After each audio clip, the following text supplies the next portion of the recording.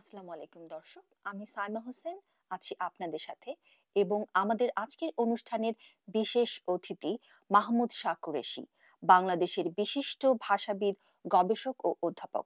তিনি বাংলা একাডেমির মহাপরিচালক ছিলেন।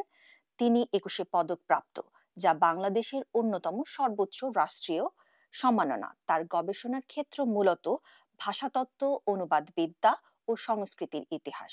বিশেষভাবে উল্লেখযোগ্য যে তিনি অমর একুশে ও ভাষা আন্দোলন সংক্রান্ত প্রথম ফরাসি ভাষায় বই লিখেছেন, যা তাকে আন্তর্জাতিক অঙ্গনে বাংলাদেশের ভাষা আন্দোলনের অন্যতম প্রচারক হিসেবে পরিচিতি দিয়েছেন। 2006 সালে পেয়েছেন ফ্রান্সের সর্বোচ্চ সম্মাননা লেজিওর দনর। আসসালামু আলাইকুম আঙ্কেল, ওয়ালাইকুম আসসালাম। কেমন আছেন আপনি? আপনাদের দোয়া, আমি আল্লাহর রহমতে ভালোই আছি। আপনি বাংলা ভাষা, সংস্কৃতি ও বাউল সাধনা নিয়ে দীর্ঘদিন গবেষণা করেছেন এবং প্রথম গবেষক যিনি বাউল সাধকদের নিয়ে ফরাসি ভাষায় গ্রন্থ লিখেছেন, এবং এর পেছনের গল্পটি কি জানতে চাই। এর পিছনে উদ্যোগ ছিল 1960 সালে প্যারিসে ইউনেস্কোতে একটা সম্মেলন হয়, যাতে ভারতীয় বিভিন্ন ভাষায় যেসব স্কলার্স আছেন তারা বিভিন্ন গ্রন্থাদি অনুবাদের জন্য অগ্রণী কিনা সেটার একটা বিচার করা হয়। এবং সেই জন্যে সেই সময়ে আমি ঘটনাচক্রে ওখানে জড়িত হই। আমি তখন প্যারিস বিশ্ববিদ্যালয়ের ছাত্র, এবং আমি তখন জানি যে এরকম বাংলা একাডেমি থেকে প্রস্তাব গেছে, ভারত থেকেও বোধহয় প্রস্তাব ছিল যে এরকম বাউল গানের একটা অনুবাদ হওয়া উচিত। তখন আমি এটা গ্রহণ করে নিজেকে এটার প্রস্তাব সাজিয়ে দেই, এবং তারা আমাকে বলে একটা প্রস্তাব দেওয়ার জন্য।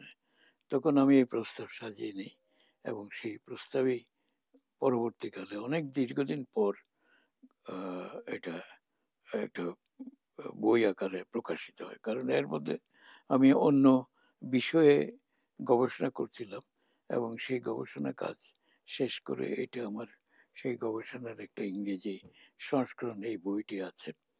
তো এই বইটিতে আমি প্রকাশ করার চেষ্টা করেছি, এবং এখানেও লালনের প্রসঙ্গ অনেক আছে। তো এই বিষয়ে দেখা যায় যে আমার আগ্রহ আগাগোড়া লালন বিষয়ে রয়েছে, এবং এখনো পর্যন্ত আমি সংগ্রহ পেলে বা কারো সুযোগ পেলে অনেকে আমার কাছে আসে লালন সম্পর্কে জিজ্ঞাসাবাদ করতে। আমি এই বিষয়ে কাজ করে থাকি। ধন্যবাদ। আন্তর্জাতিক পাঠকদের কাছে বাউল দর্শনকে পৌঁছে দিতে ফরাসি ভাষা বেছে নেয়ার পিছনে বিশেষ কারণ কি ছিল? ফরাসি ভাষার কারণ হচ্ছে যে ফরাসি ভাষায় আমি প্রস্তাব করেছি তখন জার্মান বা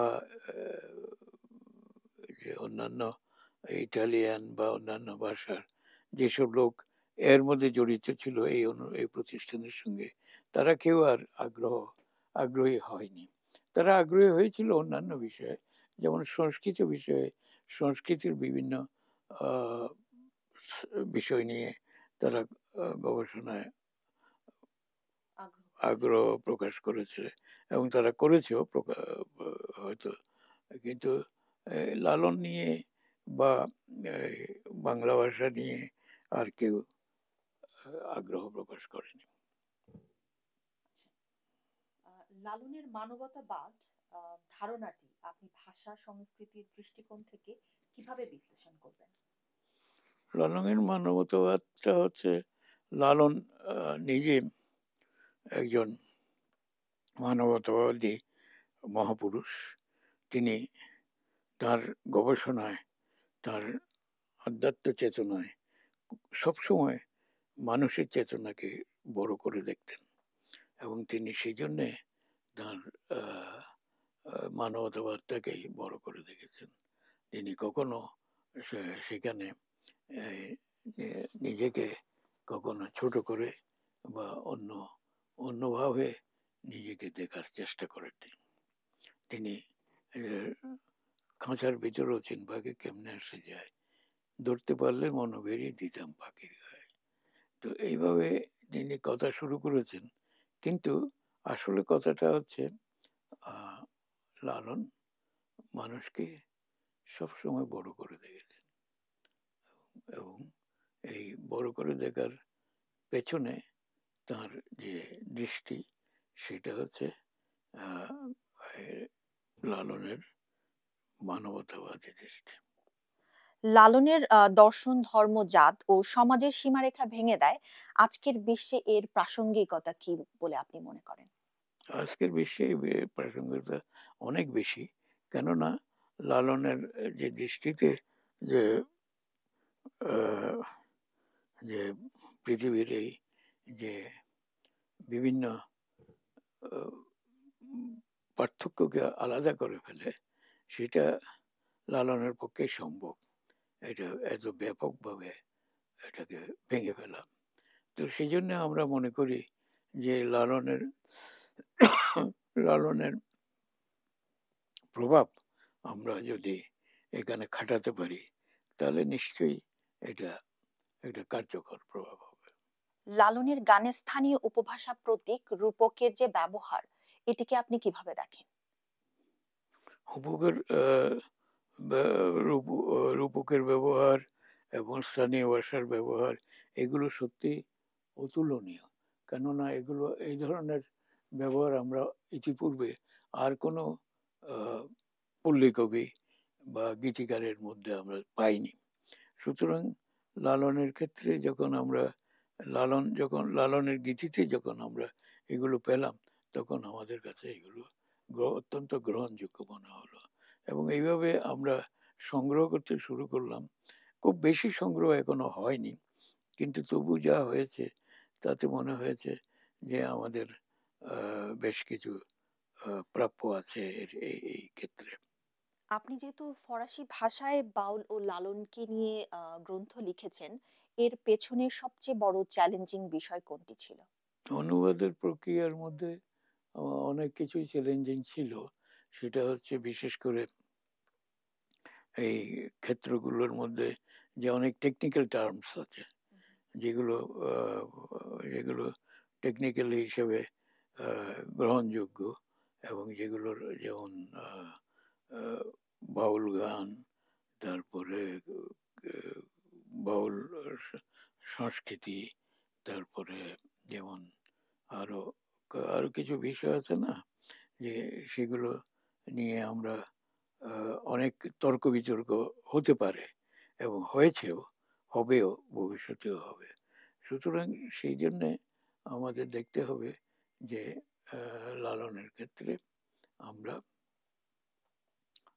এই, এই তর্ক-বিতর্ক এড়িয়ে যেটা গ্রহণযোগ্য সাধারণ মানুষের জন্য সেটাই আমরা নিতে পারি কিনা এবং সেটা নিতে পারলে সেটাই আমাদের কাছে সবচেয়ে বড় গ্রহণযোগ্য হবে।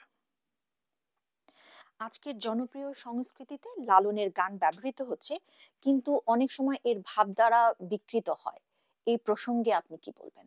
এটা নিন্দনীয় একটা কারণ আ এটা এরকম ভাবধারা গ্রহণযোগ্য হওয়া উচিত না। বা আমরা সাধারণভাবে যেটা সর্ব সর্বদা গ্রহণযোগ্য এরকম বিষয়কেই আমরা গ্রহণ করে নেব। আমরা আ আবোল-তাবোল বিষয় নিয়ে এবং আ ভুল ব্যাখ্যা দিয়ে এটাকে গ্রহণ করা আমাদের পক্ষে উচিত না।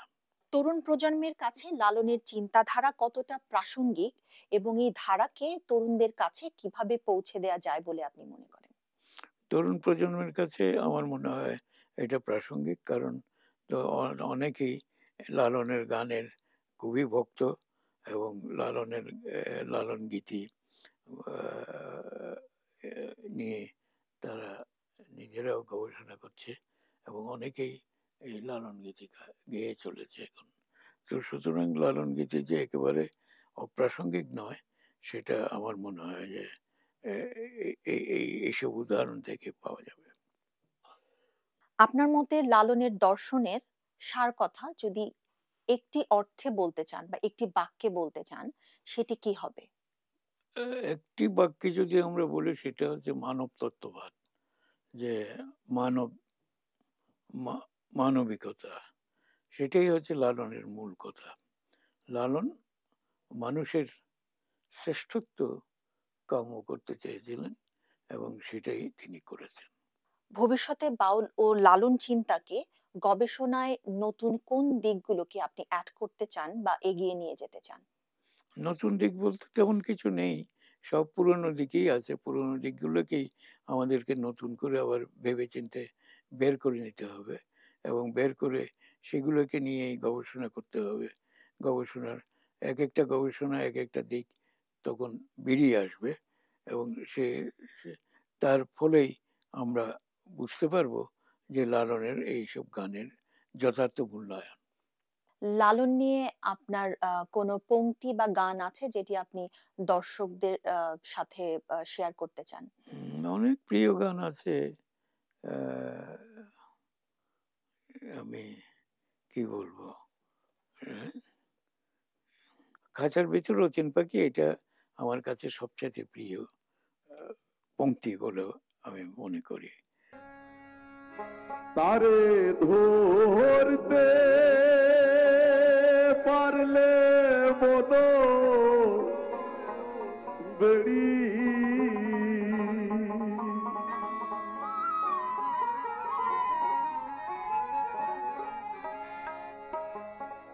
তারে ধরতে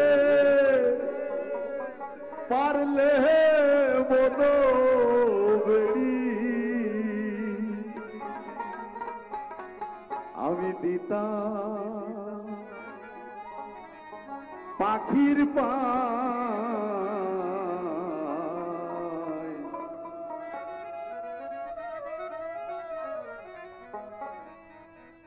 কেমনে আসে যায় ভোকালটা যদি একটু বাড়ান খাঁচার ভিতর অচিন পাখি কেমনে আসে যায় খাঁচার ভিতর অচিন পাখি কেমনে আসে যায় তারে ধরতে পারলে মন বেড়ি ধরতে পারলে মন বেড়ি দিতাম পাখির পায় কেমনে আসে যায় খাঁচার ভিতর অচিন পাখি কেমনে আসে যায়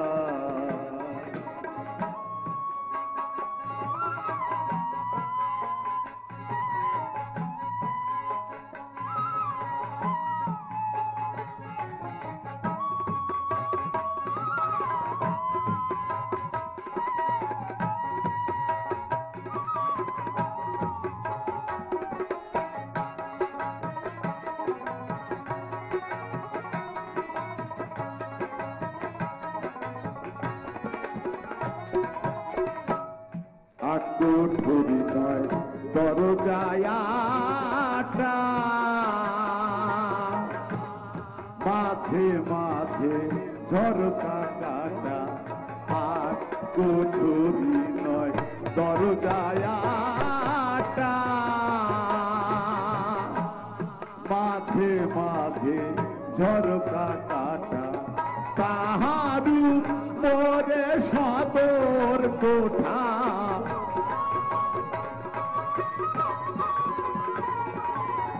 তার উপরে সদর কোঠা আয়না মহল তাই কেমনে আসে যায় খাঁচার ভিতর পাখি কেমনে আসে যায়। এখন আমাদের সাথে আছেন সর্দার হীরক রাজা, কণ্ঠশিল্পী ও লালন গবেষক, সাধারণ সম্পাদক বাংলাদেশ বাউল ও লোকশিল্পী সংস্থা, যিনি আজকের অনুষ্ঠানে সরাসরি আমাদের সঙ্গে না থাকলেও সুদূর বাংলাদেশ থেকে লালন শাহকে নিয়ে তার মনের ভাবনা জানিয়েছেন। ধন্যবাদ। বাংলাদেশ বাউল ও লোকশিল্পী সংস্থা বাংলাদেশের বাউল ও লোকদর্শন, লোকগান, বাউল গান সংরক্ষণ করার জন্য এক অনন্য ভূমিকা রাখছে বলে আমি মনে করি। বিভিন্ন সাধক কবিদের জীবনী এবং তাদের রচনাকে সংরক্ষণ করার জন্য তারা পাবলিকেশন তৈরি করছে এবং তাদের গানের উপরে প্রশিক্ষণ কর্মশালা করছে এবং জাতীয় আন্তর্জাতিকভাবে সেমিনারের আয়োজন করছে। বিভিন্ন রকমের দেশের সঙ্গে তারা এটাকে এক্সচেঞ্জ করার চেষ্টা করছে এবং সমগ্র বিশ্বে এটাকে ছড়িয়ে দেওয়ার আপ্রাণ চেষ্টা চালিয়ে যাচ্ছে। ডেফিনেটলি অর্জন করেছি। সব থেকে বড় শিক্ষাটা হচ্ছে যে আমার বাউল গান, অবহেলিত গান, যেটি অচ্যুত গান হিসেবে অনেকে মনে করত বা এই গানকে পাশ কাটিয়ে যেত, ইউনেস্কোর মতন ইন্টারন্যাশনাল প্রতিষ্ঠান, জাতিসংঘের অঙ্গ সংগঠন যখন এটি নিয়ে কাজ করে, এটি তাদের স্ট্র্যাটেজি, তাদের কৌশল এবং তাদের সঙ্গে মানে কাজ করার যে অভিজ্ঞতা বা একটা সম্পর্ক ডেভেলপ করা, এই যে অভিজ্ঞতা আমার হয়েছে বা হচ্ছে, এটি আমি মনে করি এটি আমাদের এই বাউল লোকদর্শনকে আন্তর্জাতিক পর্যায়ে পৌঁছে দেওয়ার জন্য একটি সিঁড়ি। সঙ্গীত বিভাগ ঢাকা বিশ্ববিদ্যালয় আমার প্রাণের প্রতিষ্ঠান, প্রাণের বিভাগ।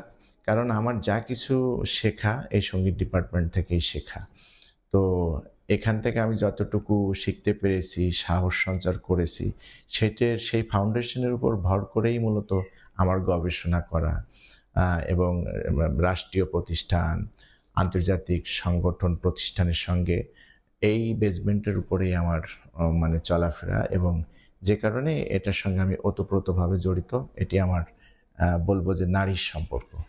আমি মনে করি যে যারা তরুণ প্রজন্মের যারা সঙ্গীত শিখতে চায় তাদেরকে আমাদের যারা লিজেন্ডারি শিল্পী আছে যেমন ফরিদা বা শফি মণ্ডল গুরুজি বা আমাদের টুনটুন ফকির, আমাদের কাঙ্গালিনী সুফিয়া, পাগলা বাবলু, সমীর বাউল এবং তরুণ প্রজন্মের যারা আছে লায়লা, ডলি মণ্ডল, এদেরকে সম্পৃক্ত করে আমরা বিভিন্ন জেলাতে, বিভিন্ন বিশ্ববিদ্যালয়ের সঙ্গীত ডিপার্টমেন্টে এবং বিভাগীয় পর্যায়ে এবং দেশের বাইরেও আমরা যদি তাদেরকে এই গানের সঙ্গে প্রশিক্ষণ দিতে পারি, কর্মশালা করাতে পারি, আমরা যেটা চেষ্টা চালাচ্ছি, এইভাবে করলে তারা এই গানের সঙ্গে কানেক্টেড হবে, আরও বেশি অনুপ্রাণিত হবে এবং তারাই একসময় লিড দিবে, আমি সেটি মনে করি।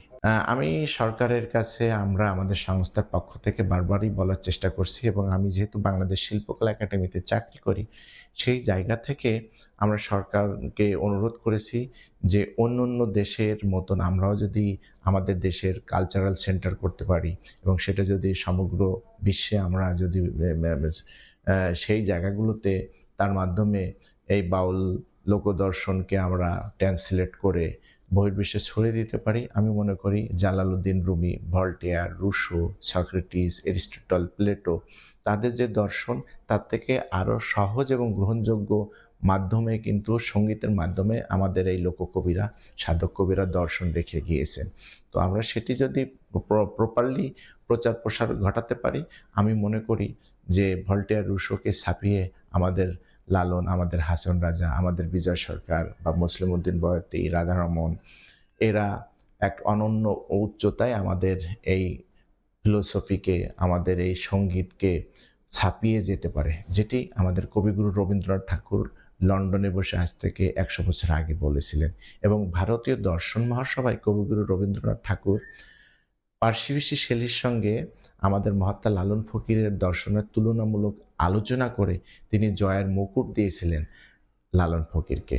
লালনের দর্শন, যেখানে আমরা স্মরণ করছি অসাম্প্রদায়িক মানবতার প্রতীক বাউল সম্রাট ফকির লালন শাহকে, আজ তার মৃত্যুবার্ষিকী উপলক্ষে আমরা একত্রিত হয়েছি তার দর্শন, তার গান, তার জীবনের গভীরতম বার্তা নিয়ে কিছু কথা বলতে। এখনকার অতিথি এমন একজন শিল্পী যিনি লালনের গানকে কেবল সুরে নয়, প্রাণে ধারণ করেন। তিনি দেশের মাটিতে যেমন গেয়েছেন, তেমনি বিদেশের মাটিতেও লালনের দর্শন ছড়িয়ে দিচ্ছেন। তার কণ্ঠে আছে বাউলের সরলতা আর লালন দর্শনের গভীরতা। আজ আমাদের সঙ্গে আছে লালন শিল্পী হুমায়ুন। চলুন শুনে নি শিল্পী হুমায়ুনের কাছে লালন দর্শন আর তার জীবনের গল্প। আসসালামু আলাইকুম ভাইয়া, কেমন আছেন? ওয়ালাইকুম আসসালাম। আমি ভালো আছি। আপনি ভালো আছেন? জি, ভালো আছি। অনুষ্ঠানের প্রথমেই জি। জানতে চাই আপনার যে গানের যাত্রাটা এটা কিভাবে শুরু হলো? গানের যাত্রাটা শুরু হলো ছোটবেলা থেকেই গানের যাত্রা আমার শুরু। আমি যখন ক্লাস 9-10 এ পড়ি বিভিন্ন স্কুলে প্রতিযোগিতা করতাম। তারপর আমাদের এখানে একটা একাডেমি ছিল। ওইখানেও কিছুদিন আমি তালিম নিয়েছি। এভাবে বিভিন্ন মাধ্যমে আমি গান শুনতে থাকি। একটা পর্যায়ে এসে যখন আমাদের এলাকায় বিভিন্ন সাধু সংঘ হয়, লালনের বিভিন্ন সাধুগুরুরা তা বাৎসরিক মাসিক অনুষ্ঠানগুলো হুম, করে, হুম, হুম, ওই হুম। অনুষ্ঠানগুলো আমি যেতাম। জি, জি, জি। ওইখানে যাওয়ার পরেই সাইজির বাণী আমি শ্রবণ করি এবং তখন থেকেই আমার সাইজির গানের প্রতি যে একটা ভালো লাগা, ভালোবাসা সৃষ্টি হয়। জি। মানে আপনার জীবনে এই গান শেখার পথে আপনার যদি কোনো গুরু থাকে এবং তাকে নিয়ে যদি আপনার কোনো স্মৃতি থাকে? হ্যাঁ, গুরু বলতে আমি সাইজির বাণী যখন থেকে করি, বিভিন্ন গুরুর সান্নিধ্য নিয়ে, তাদের ভালোবাসা নিয়ে, আমি তাদের বিভিন্ন ভাব নিয়ে আমি নিজের মতো করে গাওয়ার চেষ্টা করি। এখানে যারা লালন সংগীতে আজকে অবস্থান করছে, সিনিয়র যারা, তারা সবাই আমার গুরু। তাদের প্রতি আমার সবসময় শ্রদ্ধা, ভক্তি এবং তাদের অনুপ্রেরণা এবং তাদের যে সুর, তাদের যে ধ্যান ধারণা সেগুলো আমি আয়ত্তে আনার চেষ্টা করতেছি। লালনের দর্শন মানুষ ভজলে সোনার মানুষ হবি। এই ধারণাটিকে বা এই ভাবনাটিকে আপনি কিভাবে দেখেন? এটা একটা খুব মানে সত্য এবং সুন্দর একটা দর্শন। মানুষ ভজলে সোনার মানুষ হবে। আমাদের সমাজ ব্যবস্থা বর্তমানে এমন হয়ে গেছে কি দেখেন আমাদের মানুষের ভিতরে মানুষের প্রেম, ভালোবাসা, ভক্তি, শ্রদ্ধা আর নেই। না থাকার কারণে আমরা কেউই ভালো নেই। ওই কারণে লালন বলছে যে তুমি মানুষকে ভালোবাসো। তাহলেই তুমি সেই সোনার মানুষ নিজেই হতে পারবে। তাই আমাদের সবারই উচিত যে মানুষের প্রতি সবসময় ভক্তি, শ্রদ্ধা জি, থাকা। জি, জি। দ্বারাই কখনো কষ্ট না পায়, আমার দ্বারাই যেন আঘাত না পায়। এটা আমার সর্বোচ্চ চেষ্টা থাকবে। আম আপনি যখন লালনের গান করেন, আপনার অনুভূতি কি হয়? বা আপনি কি গান করার সময় এটাকে সাধনা মনে করেন? অবশ্যই আমি এটাকে সাধনা মনে করি। কারণ আমি যখন সাইজের গান করি বা সাইজের বাণী আমি মানুষকে শোনাই বা নিজে করি, একাকী করি, তখন আমি নিজেই শ্রবণ করি। যেটা আমার আত্মতৃপ্তি হয় এবং সাইজের যে বাণীগুলো জীবন চলার পথে প্রয়োগ করার চেষ্টা করি। জি, কারণ আমরা যদি গান না শুনি নিজে, না হলে তো ওটা জি, তো ধারণ করতে ধারণ পারব করতে না। পারবেন এবং জি, সাইজের বাণী তো আসলে একটা গান না। এটা আপনার কি বলবো কালাম বলা হয়। একে অনেক ঊর্ধ্বের স্থান। এটা আপনার সত্য বল সুপথে চল ওরে আমার মন, সত্য সুপথ না চিনিলে পাবি না মানুষের দর্শন। জি, এগুলো আসলে অনেক গভীর ভাবনা, এটা অনেক কালে, গভীর কালে, কালে, ভাবনা। কালে, কালে, কালে থেকে যাবে এবং এটা কখনো পুরাতন হবে না। এ সত্য বাণী। প্রত্যেকটা মানুষের জীবনের জন্য এটা প্রয়োজন। জি, এবং এই আ কথার পরিপ্রেক্ষিতে আসছি। লালনের যে গান, লালনের যে দর্শন, এটা আসলে তরুণ প্রজন্মের কাছে কতটুকু পৌঁছেছে বা আমরা পৌঁছতে পেরেছি বলে আপনি মনে করেন? আমাদের অনেক মানে দুর্বলতা। আমরা অনেকভাবে পৌঁছানোর জন্য আমাদের যে কাজগুলো করা আমরা করতে পারিনি। কিন্তু তারপরেও বর্তমানে ইয়াং জেনারেশন লালনের গানের প্রতি খুবই আকৃষ্ট। এরা বোঝার চেষ্টা করছে। অনেক ইয়াং জেনারেশন এখন আপনার গাচ্ছে। বিভিন্ন জায়গায় দেশের বাইরেও আপনার ছড়িয়ে যাচ্ছে এবং লালন সাইজের বাণী ধারণ করা কঠিন। কিন্তু এভাবেই তো আস্তে, আস্তে, আস্তে, আস্তে গাইতে জি, একটা জি। মানুষ তখন ধারণ করতে পারবে।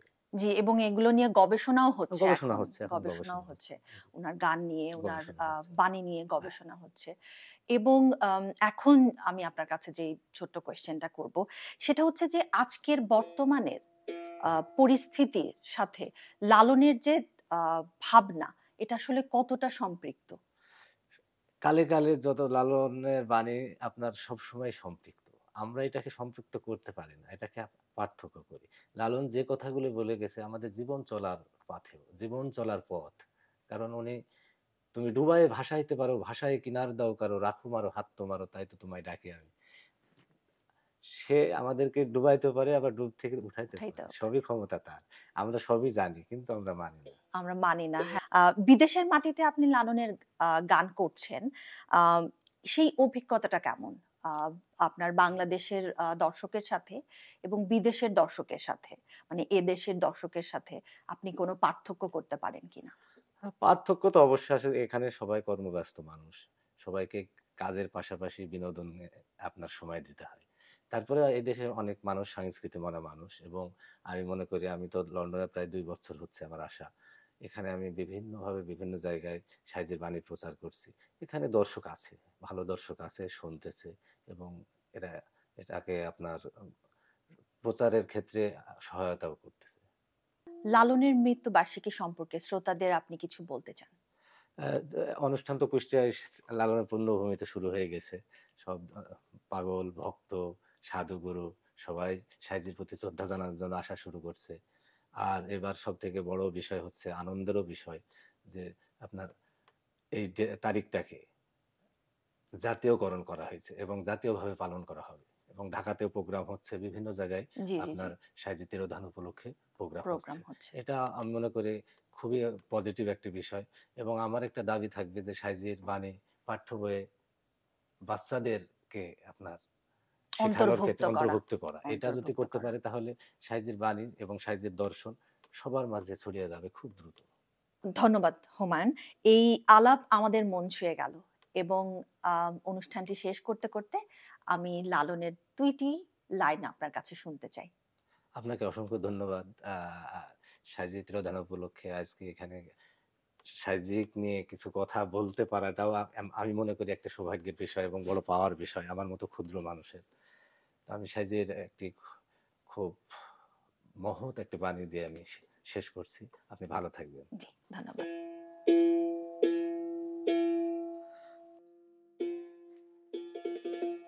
পরে লয়ে যাও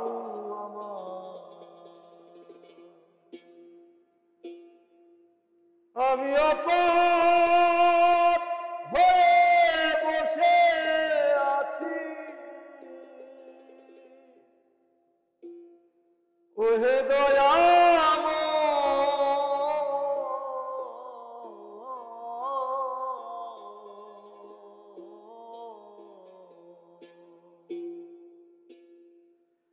পারে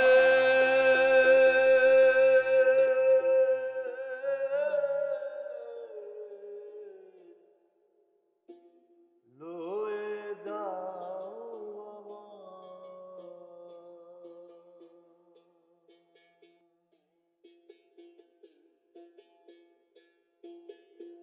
অগো তীর না দিলে গতি,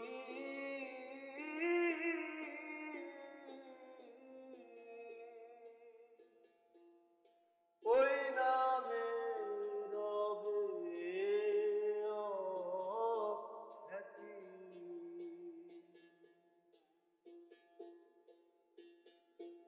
অগো তীর না দিলে গতি,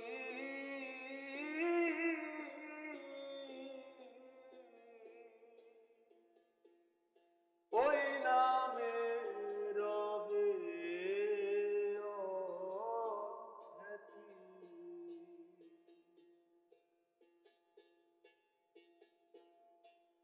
ফকির লালো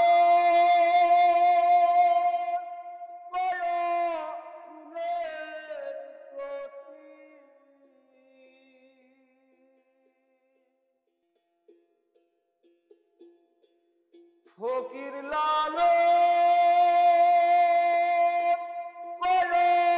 কুলের প্রতি,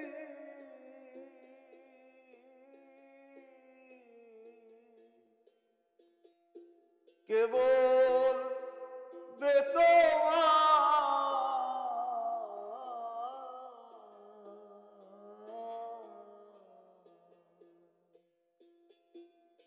পারে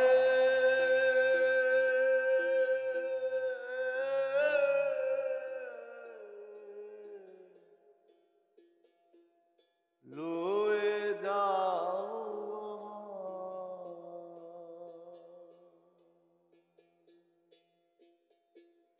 পারে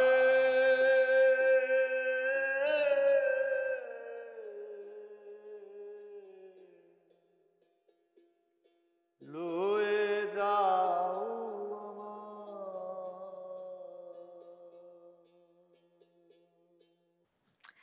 প্রিয় দর্শকবৃন্দ, আজকের এই পর্বে আমরা কথা বলেছি এমন এক মানুষকে নিয়ে যিনি নিজে ধর্ম, জাত, বর্ণের ঊর্ধ্বে গিয়ে বলেছিলেন, মানুষ বুঝলে সোনার মানুষ হবি।